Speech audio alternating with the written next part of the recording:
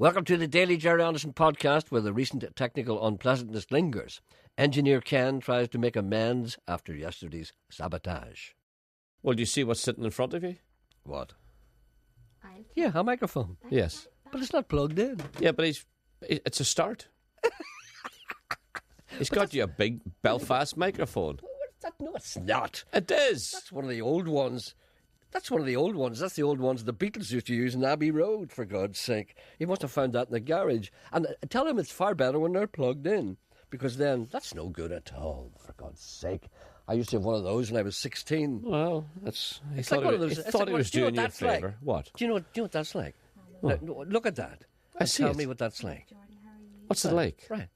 Do you know our little animation series? Yes. On the air? Mm-hmm. Now, because it's not real, they have taken some liberties about our surroundings, right? Uh-huh. And on the air, the microphone that I speak into is that. Oh, right. Look at it. Yes. Remember? I It's a can't joke remember. microphone. In other words, it's a funny-looking microphone that they've created especially. A microphone that So nobody Ken would tried use. to pull the wool over your eyes. Yes, he did. He's copying our cartoon. That's because he's not in it. He may well be. Do you know something? It'd be He great to see should be. Ken Wouldn't walking it be in. great, yeah, with his With his brown own little coat. doll, little bald head. Yeah. Get a little ping pong ball.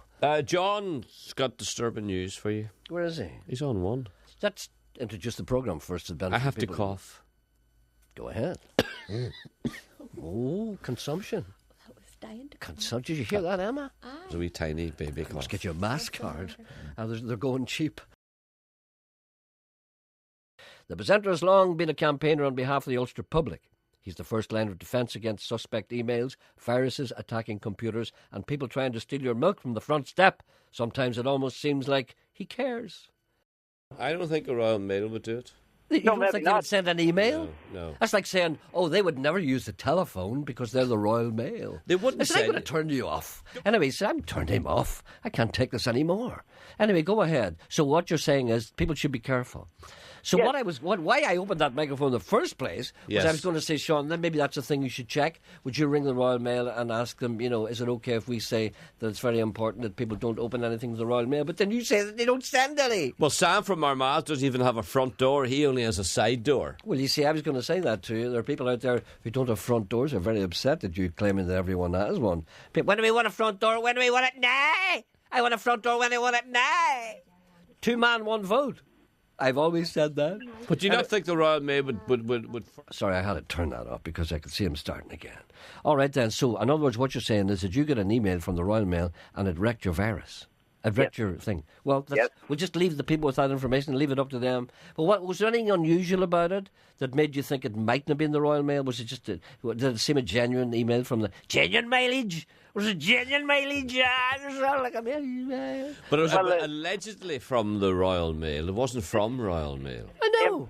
When you said he got a virus from the Royal Mail, the Royal Mail didn't send him a virus. No, but he thought it was the Royal Mail. Yes, What is wrong with you today? You've got... Because Do you take your medicine? Did you take your pills this morning? our manager could be sitting up the stairs listening to earwig and everything we say. He's asleep. He normally is. Yeah. Sleeps between 10:30 and 12. Yeah. And Ken goes out to have his breakfast. We're the only ones here. And Ken sleeps with him. I think you better withdraw that. I mean, at the same time. Sorry, sir. That's Sorry, on Ken. You can hear that on iPlayer for the next 7 days. So there we go. Will you go upstairs first after this? I'll go behind you. If he appears at that door, I'm under the table. Oh, you better not. Listen, people say that I choked with laughing yesterday. And look, we're doing it again today. Bets are now being taken on the likelihood of the presenter successfully completing the New York Marathon. He fully intends to squeeze in 6 months of training in the next fortnight. If that doesn't work, Plan B awaits. On the day before you leave for New York and live on the radio, improvise a dramatic death scene.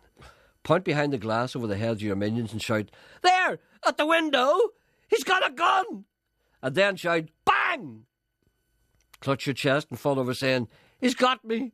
I'm done for, Padre. I'm a busted flush." Then as Mr. Coyle rushes to your side, look up from your deathly pose and exclaim, "Tell my wife not to have me stuffed. It was only a joke." And then in a feeble voice, Before you expire, "Is that your mother?" Then with flailing claw-like hands look heavenward, gasp one last time, then expire noisily. Nobody will expect you to run the marathon after that, and the Belfast Telegraph will be full of death notices from people who never spoke to you when alive, but love you now that you were dead, and always thought that you were the most wonderful person in the whole world, but they wouldn't speak to you in the street. The day after the marathon came back on air and recite some old guff about, "Doctors these days are bloody marvellous, they can cure anything." Nobody will suspect a thing, and you will have achieved an honourable absolution from running the marathon. It works for me, every time. Despite the evidence of their ears, the listeners still request poorly performed impressions of a very small pool of people. The presenter does his best to oblige. Any chance we could hear an impression of Darren Clark awkwardly trying to wrangle his way out of a Christmas Eve invite over to Jackie Fullerton's house for mulled wine and cocktail sausages on sticks? What are you doing Christmas, Jackie? Oh, I have to. Am I Jackie? Hi, Darren. Remember, I've got a cold now. Okay, Jackie with a cold. Hello, Jackie. Oh, sorry. Let's go again. Hello, Darren. Darren, it's Jackie here. Jackie, good to see you. Darren, love to have you over at my home for Christmas for a glass of wine and a mince pie. Are you free? I'd love to go, Jackie, but belly's hanging over my belt. Oh, come on, Darren. We would love to have you. You might have seen me in the Bahamas. Jerry Kelly's going to be there. There's another fat boy. The belt's hanging over the belly, sorry. The belly's hanging over the belt. Oh. I'll have to pass. I'd love to go, Jackie, because I know Jerry likes my sense of humour. Especially, and Jerry's a great golfer. And if it hadn't been, things hadn't been different, he would have won the prize open. I'm losing it now. You're losing it now. I'm sorry. Right. Sorry, go on. Talk me into it. I'm Darren Clark. It's more, and I'm Darren Clark. Right, out the side of your mouth. I lost it. I'm Darren Clark. I like a wee smoke and I like a wee drink, and I just happen to win the British Open. And the fella said, the fella wants to know, are you doing another calendar this year? You? No, you. I didn't do it. Did you not do a calendar last year? How dare you? Excuse me? You promised the girl down in the St George's Market that you would go naked in November. No, I've done that before. No, did you not do a calendar? You did do a calendar. I did not. Yes, you did. I did not. Did you not? No. Did you not pose naked for a calendar? God forgive you and pardon you. No. I did not. No.